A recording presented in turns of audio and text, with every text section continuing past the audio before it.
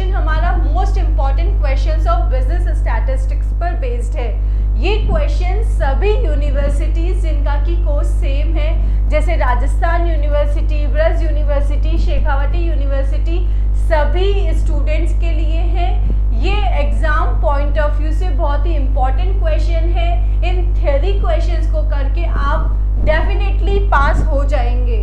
Fine, तो first जो हमारा क्वेश्चन है वो होता है हमारा इंट्रोडक्शन पार्ट से।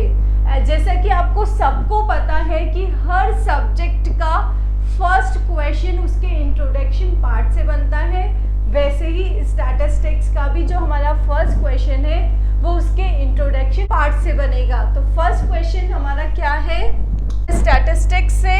डेफिनेशन, फंक्शन, स्कोप, इम्पोर्टेंस और लिमिटेशन।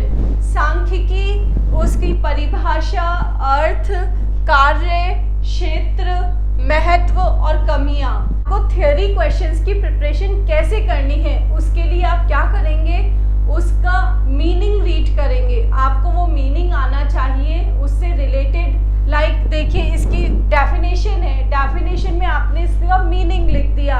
अगर कुछ ऑथर की जो छोटी छोटी डेफिनेशन है वो आपको याद होती है तो उसको आप याद करते हैं, that is well and good, क्योंकि डेफिनेशन पार्ट में ये मिनिमम 3 ऑथर्स की डेफिनेशन मांगते हैं। अगर आपको किसी भी ऑथर की डेफिनेशन बहुत छोटी याद रह जाती है तो well and good, next meaning आप लिख ही देंगे उसका।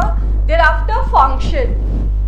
अब फंक्शंस में क्या करना है या लिमिटेशन और स्कोप और इम्पोर्टेंस में क्या करना है, आपको जस्ट उसकी रीडिंग करनी है। लाइक फंक्शंस की हम बात कर रहे हैं तो आपको फंक्शंस वाले टॉपिक की एक रीडिंग करनी है, आपको उसका कॉन्सेप्ट समझना है और सिर्फ उसके पॉइंट्स को रट लेना है, फिंगर टिप पे लर्न कर लेना है।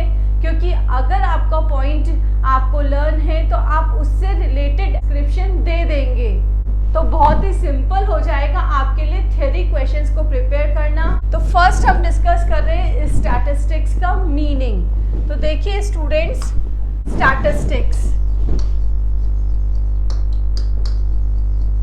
स्टैटिस्टिक्स का मीनिंग और डेफिनेशन लिखनी है। तो मीनिंग इसके 3 पार्ट्स में डिवाइड है।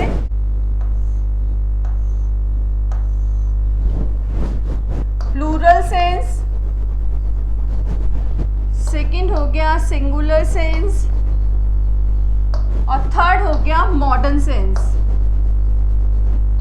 अब first plural sense, that means numerical data, information numerical form में है, that is data, that is statistics. अब सिंगुलर फॉर्म में स्टार्टिंग में हमारी इन्वेस्टिगेशन छोटी होती थी तो आपने इसको डेटा बोला। देयर आफ्टर जो आपकी इंफॉर्मेशन है, गैदर्ड इंफॉर्मेशन है इन्वेस्टिगेटर की, वो लार्ज नंबर में होने लग गई। तो अब क्या हुआ, एक प्रोसीजर फॉलो की गई। क्या प्रोसीजर फॉलो की गई? Collection, classification, tabulation, analysis and interpretation of data. तो ये जो पूरी प्रोसीजर है वो अब आपकी क्या आ जाएगी, सिंगुलर फॉर्म में आएगी। तो यहाँ आ गए हमारे स्टैटिस्टिकल मेथड्स।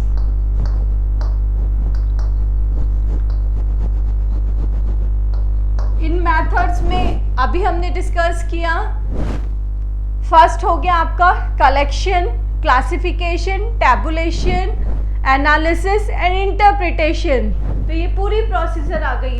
अब मॉडर्न फॉर्म क्या है? मॉडर्न फॉर्म में इधर तो आपको क्या बोला गया, स्टैटिस्टिक्स को एज अ साइंस ट्रीट किया गया,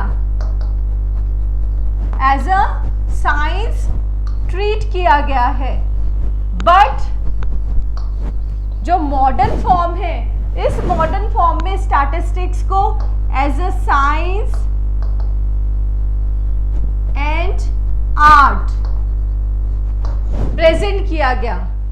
अब इसमें क्या किया गया, जो भी आपने प्रीवियस डेटा इकट्ठा किया उस डेटा के बेसिस पे आपने फ्यूचर के लिए प्लानिंग की। वो फ्यूचर प्लानिंग किसके लिए? अनसर्टेनिटी के लिए है। This is called science and art. तो ये हो गया आपका मॉडर्न डेफिनेशन। तो स्टैटिस्टिक्स की आपको 3 डेफिनेशन पता लग गई। स्टैटिस्टिक्स को हम डेटा बोलते हैं। प्री डिफाइंड पर्पस के लिए कोई भी न्यूमेरिकल इंफॉर्मेशन इकट्ठी की गई है, दैट इज योर स्टैटिस्टिक्स। और सिंगुलर फॉर्म में जब डेटा बहुत ज़्यादा हो गया तो जो प्रोसीजर फॉलो की गई उस डेटा को इंटरप्रेट करने के लिए, that is your singular form. Modern form में आपने बोल ही दिया कि इतने सारे आपने प्रोसीजर फॉलो करके फ्यूचर में उसको इम्प्लीमेंट किया पॉलिसीज फॉर्म करने के लिए, तो ये हो गया साइंस एंड आर्ट। तो अब हम डिस्कस करते हैं इसके फंक्शंस।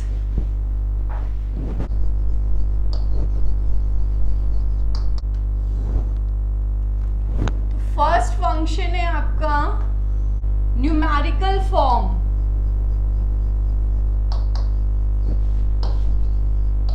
में एक्सप्रेस होता है ये डेटा, कंपेरेबल होता है,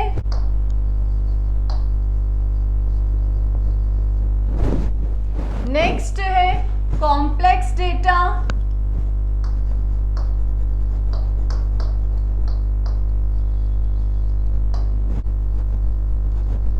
म्यूचुअल रिलेशन,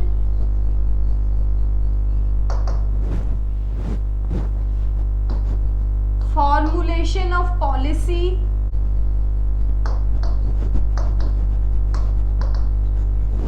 hypothesis testing,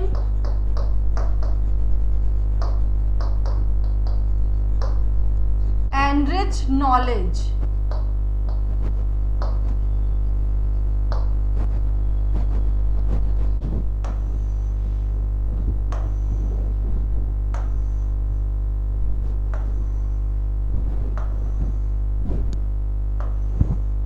आपको हर थ्योरी क्वेश्चन को डायग्राम, ग्राफ्स जो भी आप बना सकते हैं उसके हिसाब से उसको प्रेजेंटेबल बनाना होगा, जिससे कि आप अच्छा स्कोर कर पाएँ। तो अब यहाँ पे आप क्या करेंगे, जैसे फंक्शंस है उनके पॉइंट्स को कैसे भी आपको डायग्राम बना के प्रेजेंट करना है, पहले पॉइंट्स को, और फिर उसके बाद उसका एक्सप्लेनेशन दीजिए। इससे आपका क्वेश्चन का आंसर प्रेजेंटेबल बनेगा और आप अच्छे नंबर ला पाएंगे। तो फर्स्ट है हमारा फंक्शन। स्टैटिस्टिक्स का मेन फंक्शन यही है कि वो किसी भी इंफॉर्मेशन को न्यूमेरिकल फॉर्म में प्रेजेंट करता है। लाइक अगर एट्रीब्यूट्स है या क्वालिटेटिव इंफॉर्मेशन है जिसको कि आप प्रेजेंट नहीं कर सकते, उसको भी ये परसेंटेज, रेशियो उस फॉर्म में प्रेजेंट कर सकता है। तो इसलिए ये क्या हो गया, इसका एक मेन फंक्शन कि एक्सप्रेस करता है न्यूमेरिकल फॉर्म में। Next is comparable. जब हमने इंफॉर्मेशन को न्यूमेरिकल फॉर्म में प्रेजेंट कर लिया तो आप इजीली उनका कंपेयर कर पाएंगे।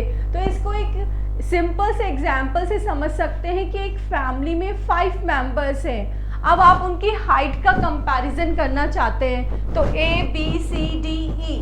तो A छोटा है लेकिन B इससे बड़ा है, C सबसे बड़ा है, फिर D है, फिर E है। अब आप सिर्फ यही बोल सकते हैं कि ये इससे छोटा है या बड़ा है, बट आप उसको एक्सप्रेस नहीं कर पाएंगे इसको क्लियरली और कंपैरिजन नहीं कर पाएंगे। क्यों? क्योंकि न्यूमेरिकली एक्सप्रेस्ड नहीं है। अब न्यूमेरिकली एक्सप्रेस्ड होते ही आपने इसकी हाइट बता दी, ये है 4 फीट का, ये 4.5 का, ये 5 फीट का, ये 4.9 का, ये 4.11 का। तो इस टाइप से अगर हमने हर मेंबर की हाइट को न्यूमेरिकली प्रेजेंट कर दिया तो वो क्या हो जाएगा, आपका कंपेरेबल हो जाएगा, प्रेजेंटेबल हो जाएगा। That is the statistics. Next is complex data. वही बात हो गई कि इन्वेस्टिगेटर जितने भी कॉम्प्लेक्स डाटा को सिंपल कैसे बना सकता है, उसको न्यूमेरिकल फॉर्म में प्रेजेंट करके। Next is mutual relation. जब आप न्यूमेरिकल फॉर्म में हो गए तो वो कंपेरेबल भी हो गया और म्यूचुअल रिलेशन भी हो गया, आप एक दूसरे में रिलेशन भी निकाल पाएंगे उसका। Next is formulation of policy.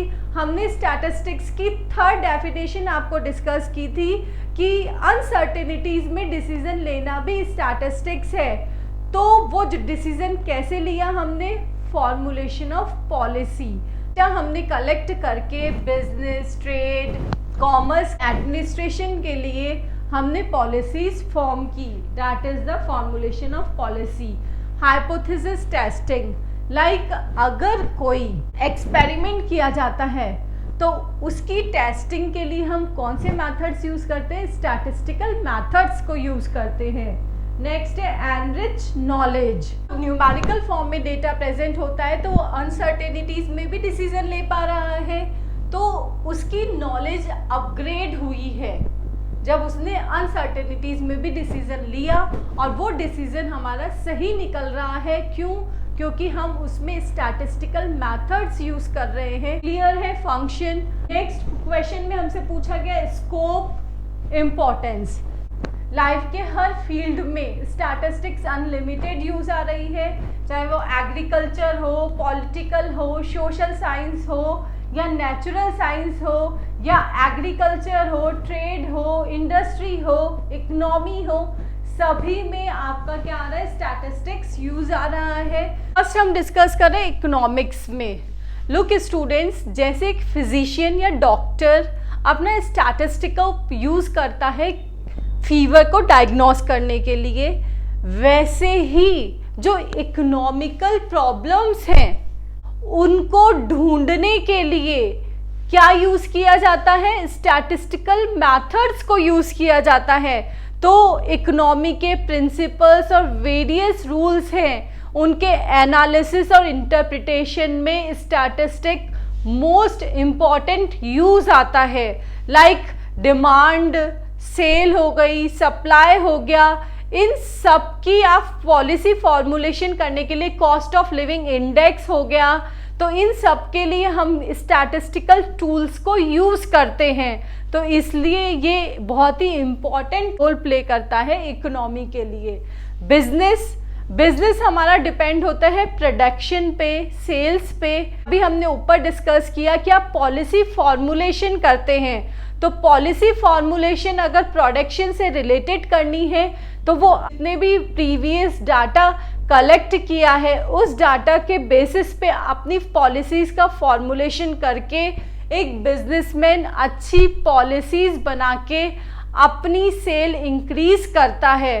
तो उसमें भी क्या यूज़ किए जाते हैं, स्टैटिस्टिकल टेक्निक्स को यूज़ किया जाता है। बिजनेस में आपकी प्राइमरी एक्सपेंसेस हो गए, प्रोबेबल डिमांड हो गई, quality control, production department, production management, sales management, इन सब में ही हमारा स्टैटिस्टिक यूज़ आती है।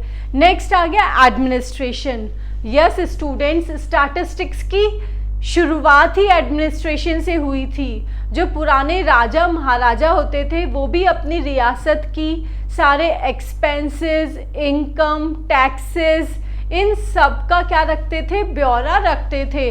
वैसे ही गवर्नमेंट की जो पॉलिसीज़ के फॉर्मुलेशन के लिए भी हमें डेटा कलेक्ट करना होता है।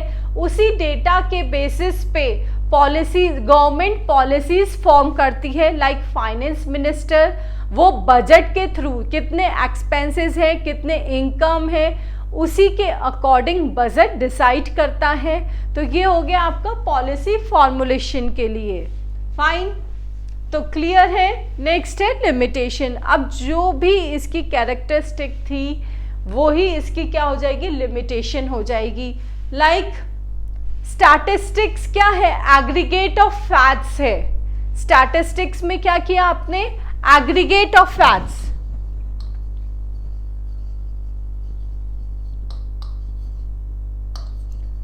अब ऑन एन एवरेज लेकर चलता है, ये इंडिविजुअल यूनिट्स पर ध्यान नहीं देता। इसको एक एग्जाम्पल से समझिए कि सपोज कीजिए एक रिवर की डेप्थ नापी गई है, वो है 5 फीट। एक फैमिली है, उसके सभी मेंबर्स की हाइट को भी मेजर किया, उनकी भी एवरेज हाइट आ रही है 5 फीट। तो इसका मतलब ये नहीं है कि उस फैमिली का कोई भी मेंबर डूबेगा नहीं। क्यों? क्योंकि वो है आपकी एवरेज हाइट। कोई मेंबर 5 फीट से छोटा भी हो सकता है और कोई बड़ा भी हो सकता है, तो जो छोटा वाला है उसके डूबने के चांसेस हैं। तो इसलिए ये क्या हो गया, ये एग्रीगेट्स ऑफ फैक्ट है, ये इंडिविजुअल यूनिट्स पे ध्यान नहीं देता है। Next is lack of accuracy.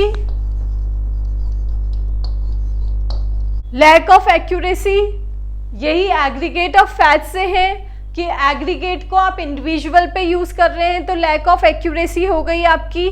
Next है कॉन्ट्राडिक्टरी डेटा, जो कि अभी हमने ऊपर एग्जाम्पल से आपको बताया है। नेक्स्ट है ability of investigator.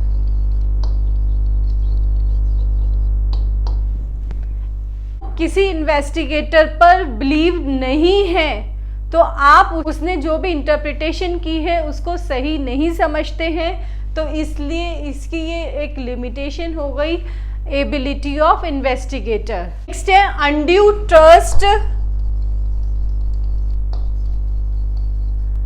In statistics. अब अनड्यू ट्रस्ट कैसे, ये न्यूमेरिकल फैक्ट्स पे डिपेंड होता है, तो उसी के बेसिस पे आप क्या कर लेते हैं, डिसीजंस ले लेते हैं। और जब डिसीजंस लिए जाते हैं तो वो आपके अप टू द मार्क नहीं होते, गोल्स को अचीव नहीं कर पाते हैं। तो इसलिए ये क्या हो गया, अनड्यू ट्रस्ट इन स्टैटिस्टिक्स। कुछ इन्वेस्टिगेटर को इस पे विश्वास नहीं होता है, क्योंकि वो बोलते हैं कि हम जिन बेसिस को लेके चले थे वो ही सही नहीं है। तो वो बेसिस सही किस लिए नहीं है, क्योंकि that are the aggregates of facts.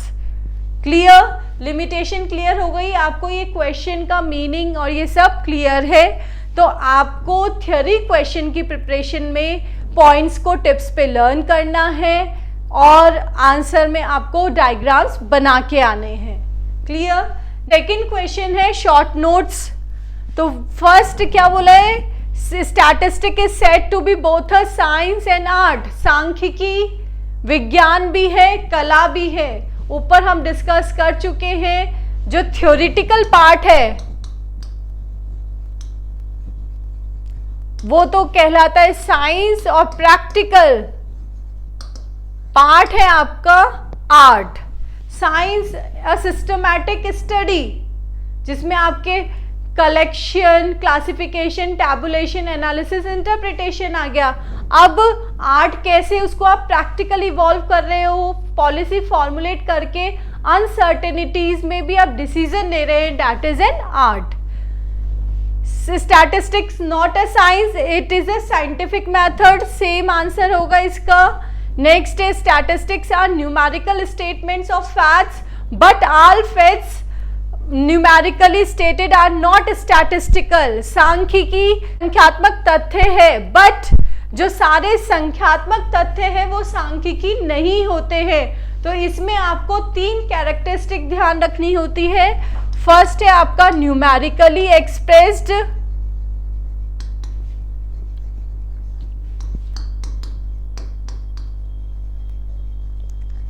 Second है कंपेरेबल,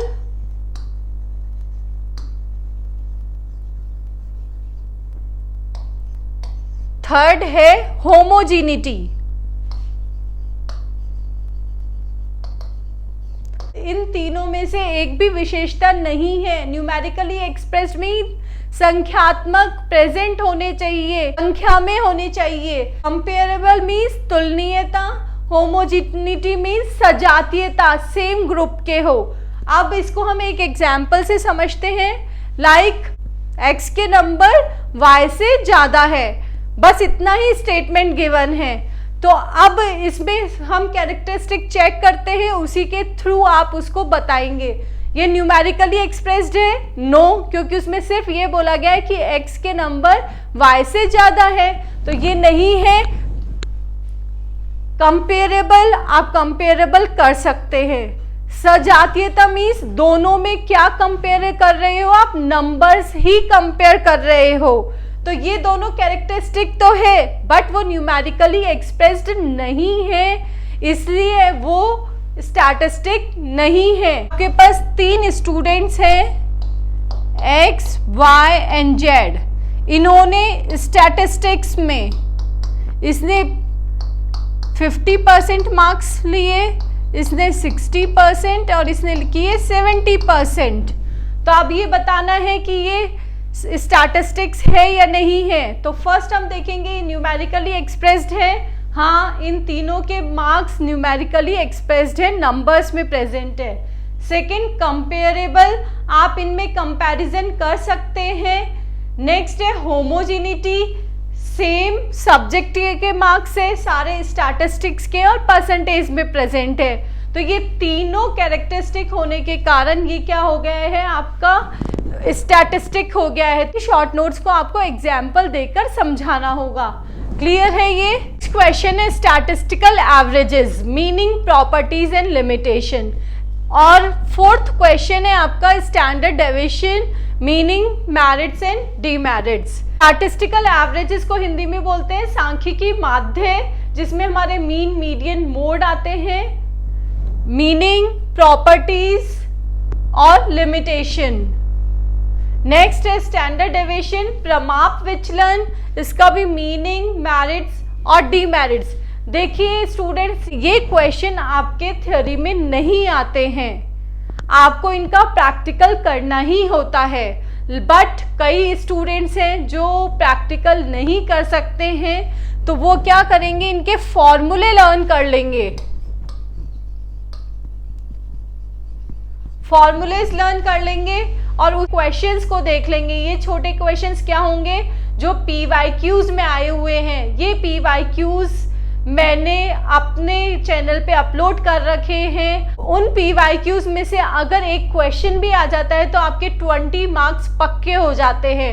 मैं इसका लिंक डिस्क्रिप्शन में दे दूंगी। मैंने पिछले 4 सालों के PYQs दे रखे हैं। देखिए स्टूडेंट, लास्ट ईयर पेपर हुआ था, 2021 और 20 में पेपर नहीं हुआ, देयर आफ्टर 19, 18 और 17 तो मैंने अपलोड कर रखे हैं 2022 के, 2019, 2018, 2017 के सारे प्रैक्टिकल क्वेश्चंस के वीडियो मैंने अपलोड कर रखे हैं। मैं डिस्क्रिप्शन बॉक्स में उसके लिंक डाल रही हूँ, आप उनको जाकर देखिए। आप उन क्वेश्चंस को भी कर लेंगे तो आपके 80% मार्क्स आ जाएंगे। कैसे 80% मार्क्स आएंगे, आपको ये सारे थ्योरी के क्वेश्चन प्रिपेयर करने हैं, साथ में उन प्रैक्टिकल क्वेश्चंस को करना है। जो स्टूडेंट्स स्टार्टिंग से प्रिपरेशन करते हुए आ रहे हैं, वो अपनी बुक के एग्जाम्पल्स को बड़े अच्छे से करें। उन एग्जाम्पल्स का रिवीजन आपको 2-3 बार करना है और साथ में ये प्रीवियस ईयर के जो क्वेश्चंस आए हुए हैं उनको भी बहुत अच्छे से करने हैं, तो आप 100% स्कोर करेंगे। नेक्स्ट 4 चैप्टर मैं आपको बता रही हूँ, इन 4 चैप्टर्स के आप एग्जाम्पल्स को बहुत अच्छे से कर लीजिए, आप 100% स्कोर करेंगे। तो कौन कौन से हैं 4 चैप्टर, उसमें से फर्स्ट चैप्टर आपका ये है स्टैटिस्टिकल एवरेजेस वाला चैप्टर। ये आपका मोस्ट इम्पॉर्टेंट चैप्टर है प्रैक्टिकल के लिए। सेकेंड क्वेश्चन आपका बनता है मेजर्स ऑफ डिस्पर्जन, अपकिरण की माप में से। ये रहा मेजर्स ऑफ डिस्पर्जन का, ठीक है। स्टैंडर्ड डेविएशन, प्रमाप विचलन होता है, इनके फॉर्मूलेज याद कीजिए, ठीक है। अगर इसमें से थ्योरी बन जाता है तो उसको आपको करना है। नेक्स्ट क्वेश्चन है हमारा डिस्पर्जन, दैट इज अपकिरण की माप। लुक स्टूडेंट्स, इससे रिलेटेड मैंने वीडियो बना रखा है, जिसका लिंक भी मैं डिस्क्रिप्शन बॉक्स में दे रही हूँ। ये पूरा क्वेश्चन मैंने वीडियो में समझा रखा है, आप डिस्क्रिप्शन बॉक्स में जाकर लिंक क्लिक करके ये वीडियो वॉच कर सकते हैं। फ्यूनेस और डिस्पर्शन, अपकिरण और विषमता के डिफरेंस को हम नीचे समझेंगे, तो आपको ये चीज़ें नीचे भी समझ आ जाएगी। फाइन, अब इसमें ना आपको मेजरिंग मेथड्स बताए गए, जिसमें बाउलेज और कॉल पियर्सन्स, इनके मेथड्स हैं, तो उनको आप अच्छे से करके जाएं, इनके मेथड्स को। फाइन, ये आपके प्रैक्टिकल टॉपिक है ना। इन प्रैक्टिकल टॉपिक्स के अगर आपको थ्योरी अटेंड करनी है तो आपको उसके प्रैक्टिकल एग्जाम्पल्स के थ्रू समझाना चाहिए, तभी आप मार्क्स ला पाएंगे। सपोज कीजिए मेथड ऑफ मेजरिंग स्क्यूनेस है, एग्जाम्पल से आप इसके 3 मेथड जो है उससे आप उनको सॉल्व करके बताएं, फॉर्मूले बेस्ड। तभी आपको नंबर मिलेंगे इसमें, स्क्यूनेस पे, डिस्पर्शन में, स्टैंडर्ड डेविएशन में और स्टैटिस्टिकल एवरेज में। नेक्स्ट है कोरिलेशन और रिग्रेशन, इसका भी वीडियो बना हुआ है, आप डिस्क्रिप्शन बॉक्स में लिंक में जाके क्लिक कीजिए। इंडेक्स नंबर, इसका भी वीडियो है। ग्राफिकल रिप्रेजेंटेशन, इनके भी वीडियो है। डिफरेंस बिटवीन, अब हम डिफरेंस को डिस्कस कर रहे हैं यहाँ पे, प्राइमरी डेटा और सेकेंडरी डेटा का डिफरेंस। तो प्राइमरी डेटा और सेकेंडरी डेटा, ये तो आपके क्या है, ओरिजिनल डेटा, इसको आप अफ्रेश यूज करते हैं। और ये है आपके ओरिजिनल डेटा नहीं होते हैं, ऑलरेडी उसको पब्लिश किए हुए होते हैं। फिनिश्ड डेटा, ये तो हो गया आपका रॉ डेटा, ठीक है।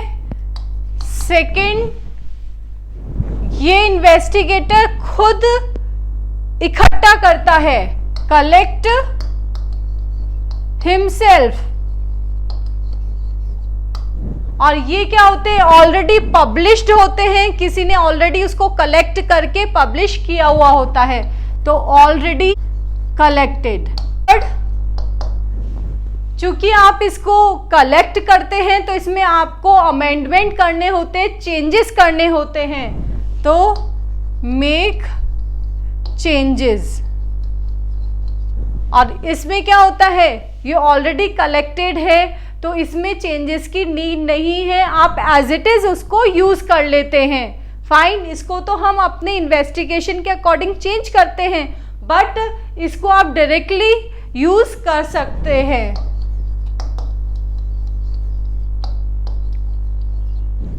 नेक्स्ट, इसमें टाइम ऑफ मनी ज्यादा लगता है,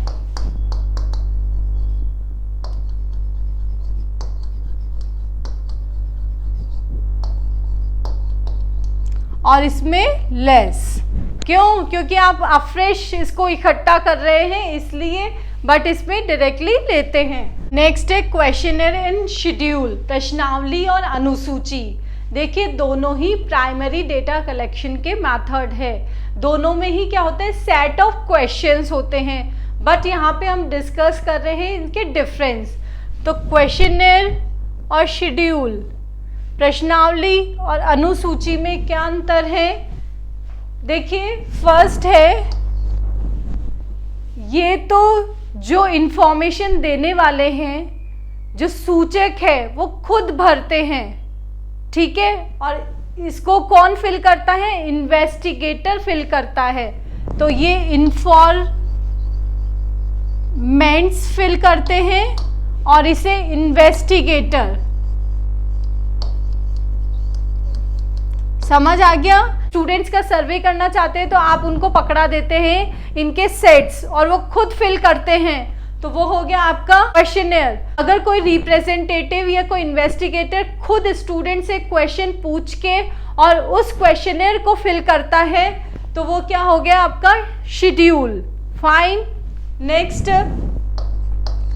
अब इसमें क्या होता है, डायरेक्ट इन्फॉर्मेंट्स इसको फिल करते हैं तो आप उसको बाय पोस्ट भी भेज देते हैं। फाइन, तो ये हो जाता है बाय पोस्ट। बट क्योंकि ये डायरेक्ट फिल किया जाता है, डायरेक्ट वो उनके कांटेक्ट में आता है और उसको फिल करता है, तो ये बाय पोस्ट नहीं होता, इसका कनेक्शन क्या होता है, डायरेक्ट होता है। क्लियर? ये इन्फॉर्मेंट्स खुद भरते हैं तो यहाँ पे कोई भी रिप्रेजेंटेटिव नहीं होता है, इन्वेस्टिगेटर नहीं होता है, नो ट्रेनिंग। बट उसको कैसे क्वेश्चंस को फिल करना है, कैसे क्वेश्चंस पूछने हैं, तो उसके लिए इन्वेस्टिगेटर को ट्रेनिंग दी जाती है।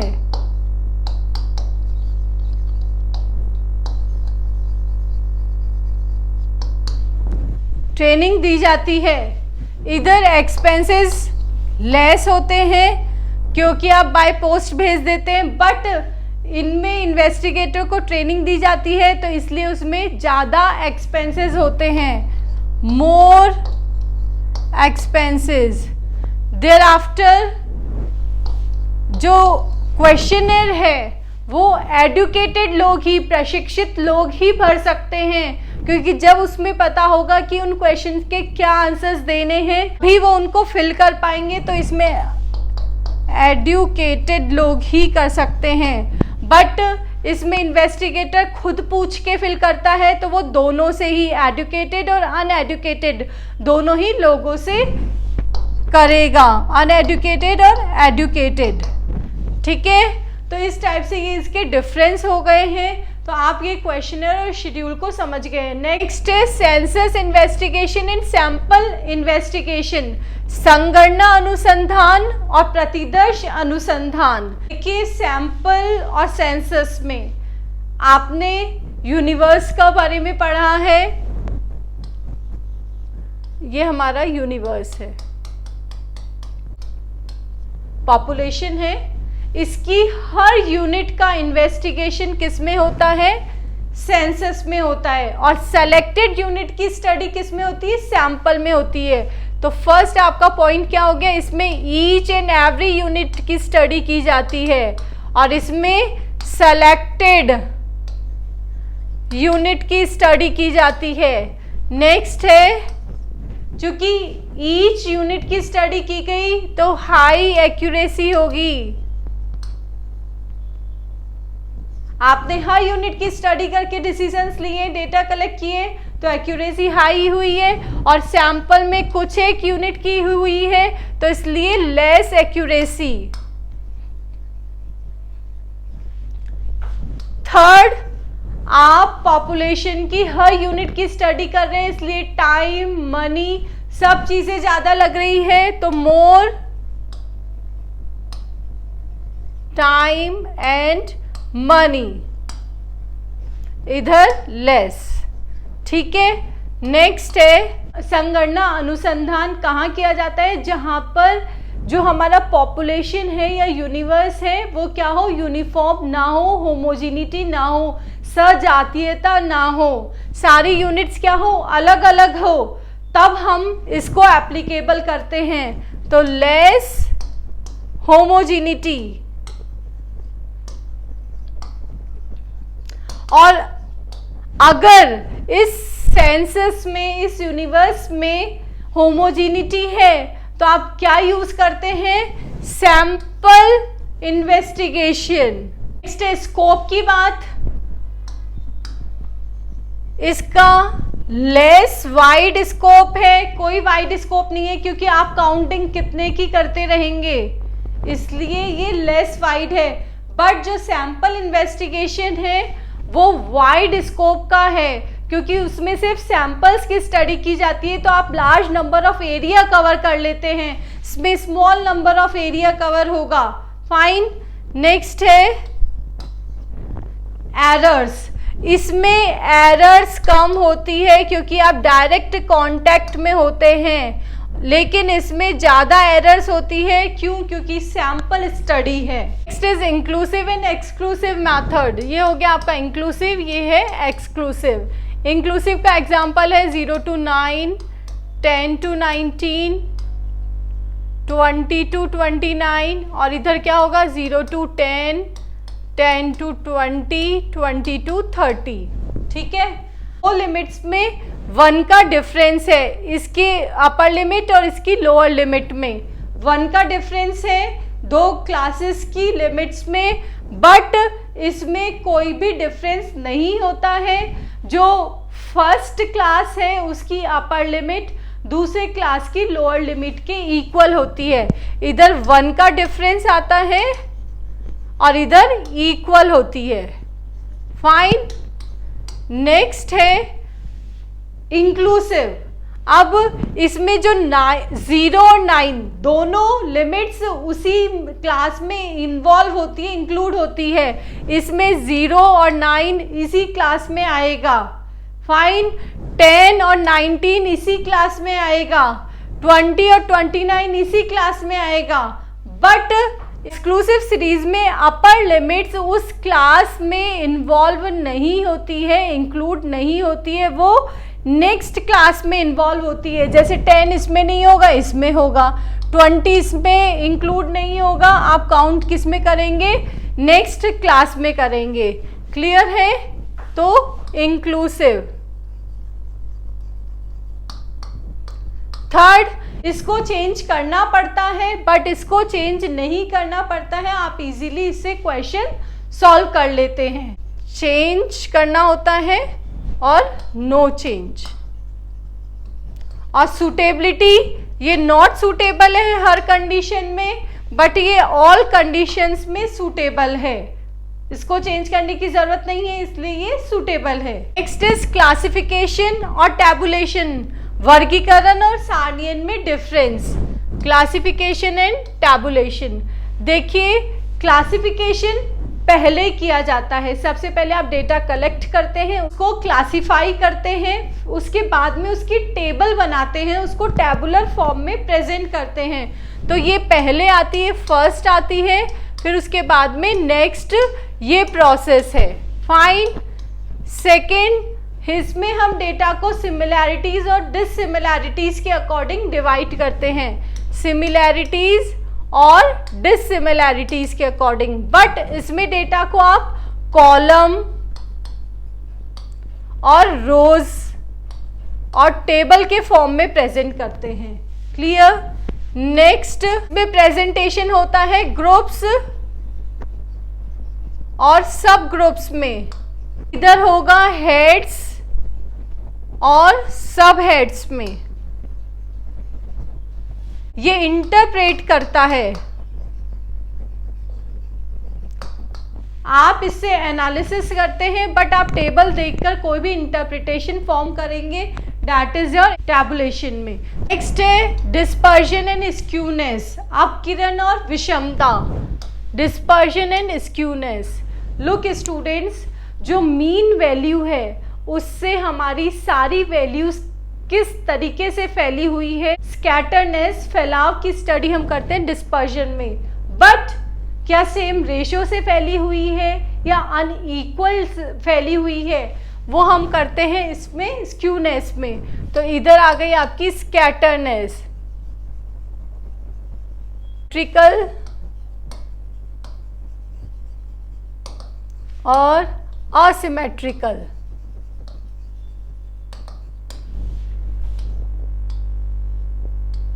ये क्या इक्वली फैली हुई है दोनों साइड वैल्यूज, तो इसको हम किस में देखते हैं, इसमें तो सिर्फ पता लगता है कि हाँ वैल्यूज आपकी फैली हुई है। क्लियर है? नेक्स्ट, डिस्पर्जन बेस्ड होता है एवरेज और सेकंड ऑर्डर पे।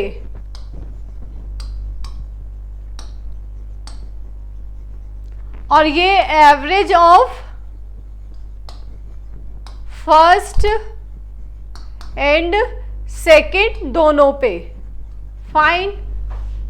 थर्ड, ये तीनों मोमेंट्स पे, 3 मोमेंट्स पे डिपेंड होता है और ये सिर्फ फर्स्ट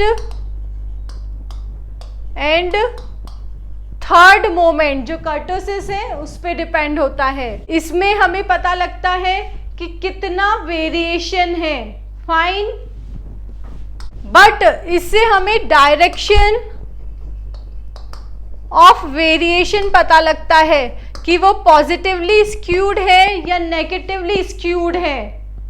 क्लियर? पॉजिटिव ही बताता है वेरिएशन को कि वो पॉजिटिव है, बट ये नेगेटिव और पॉजिटिव दोनों बताता है। कैसे? कई आपके ग्राफ ऐसे भी गए हुए होते हैं, कई ग्राफ ऐसे गए हुए होते हैं, तो ये पता चल रहा है कि इधर पॉजिटिव है इधर नेगेटिव है, कि वैल्यूज कैसे फैली हुई है। तो ये हो गया आपका डिस्पर्जन और स्क्यूनेस। और रिग्रेशन का कंप्लीट वीडियो एग्जामिनेशन का देखिए, दोनों में डिफरेंस उसमें मैंने डिस्कस किया है। नेक्स्ट है mean deviation and standard deviation. Mean deviation and standard deviation. Mean हो गया आपका माध्य विचलन और ये हो गया प्रमाप विचलन। ये कैलकुलेट करते हैं आप मीन, मीडियन, मोड तीनों से। मीन, मीडियन और मोड तीनों से। ये सिर्फ मीन से ही कैलकुलेट होता है। देयर आफ्टर मीन डिविजन में आप साइंस को इग्नोर कर देते हैं, जो भी नेगेटिव साइंस है उनको पॉजिटिव मान लेते हैं। और इसमें क्या होता है, इसमें जो नेगेटिव साइंस है उनका स्क्वायर हो जाता है। जब डेविएशंस का स्क्वायर हो गया तो नेगेटिव अपने आप पॉजिटिव हो गए। तो इसमें इग्नोर नेगेटिव साइंस, इसमें तो क्या होता है आपके डेविएशन क्या हो जाते हैं, स्क्वायर्ड। ठीक है, और थर्ड डिफरेंस यही हो गया कि इसमें तो डेविएशन स्क्वायर्ड नहीं होते हैं और इसमें डेविएशन स्क्वायर होते हैं। और मोर साइंटिफिक और एक्यूरेट कौन सा है, ये वाला मोर साइंटिफिक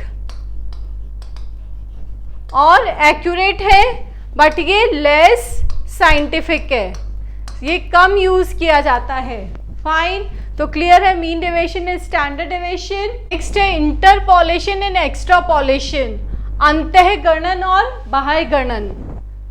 इंटरपोलेशन और एक्स्ट्रापोलेशन, जैसे कि आपको नाम से पता लग रहा है, जब आप किसी वैल्यू को with in the series find out करते हैं, वो हो गया आपका interpolation with in the series.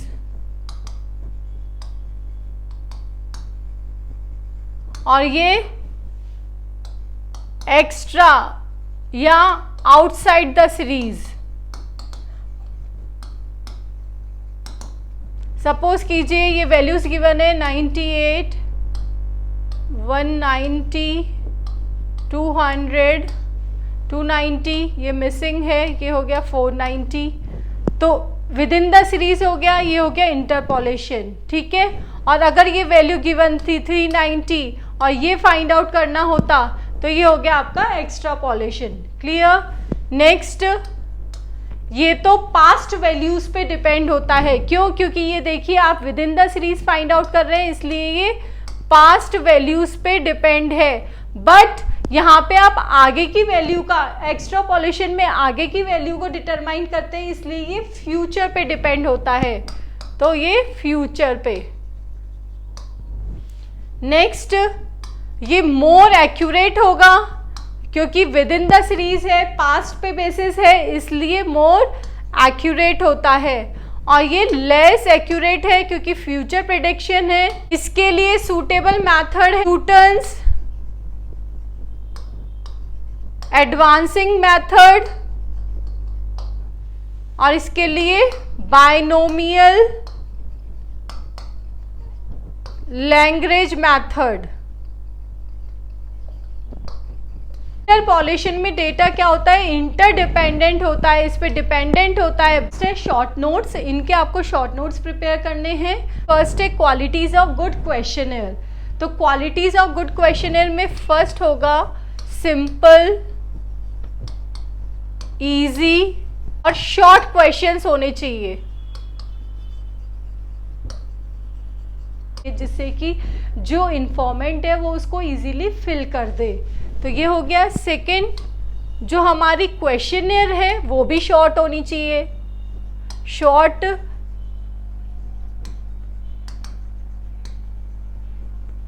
तभी इंफॉर्मेंट इंटरेस्ट लेके उसको फिल करेगा। नेक्स्ट है clear, brief, information and directions. उसमें जो भी डायरेक्शन हो वो क्लियर और ब्रीफ हो। नेक्स्ट हो गया क्वेश्चंस जो है वो MCQ type, multiple question type हो या ओपन क्वेश्चंस हो जिसका आप आंसर इजीली कर सके। नेक्स्ट है अट्रैक्टिव लुक हो, इन्फॉर्मेंट को भी फिल करने में तभी अच्छा लगेगा जब इसका अट्रैक्टिव लुक हो। नेक्स्ट है various method of collection of primary data. इसमें 5 मेथड्स है। फर्स्ट है डायरेक्ट पर्सनल इन्वेस्टिगेशन, आप डायरेक्टली इंफॉर्मेंट से मिल के जो भी इंफॉर्मेशन कलेक्ट करेंगे, डैट इज। सेकेंड है इनडायरेक्ट ओरल, आप ओरली वैसे ही पूछकर, फोन टेलीफोनिक हो गया इनडायरेक्ट। Oral investigation. थर्ड है आपका information through correspondent.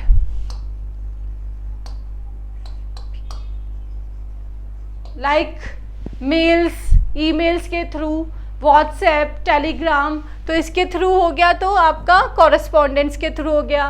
Letters, next हो गया क्वेश्चनेयर, और नेक्स्ट हो गया शेड्यूल के थ्रू। इन दोनों का डिफरेंस हम ऊपर डिस्कस कर चुके हैं। ये 5 मेथड है आपके प्राइमरी डेटा कलेक्शन के। नेक्स्ट है फिक्स्ड बेस, चेन बेस, ये टाइम रिवर्सल, फिशर आइडियल, ये सारे मैंने हमारे इंडेक्स नंबर चैप्टर में डिस्कस किए हैं। अगर ये आते हैं तो इनके फॉर्मूले से ही आप इसको समझाएंगे। फाइन।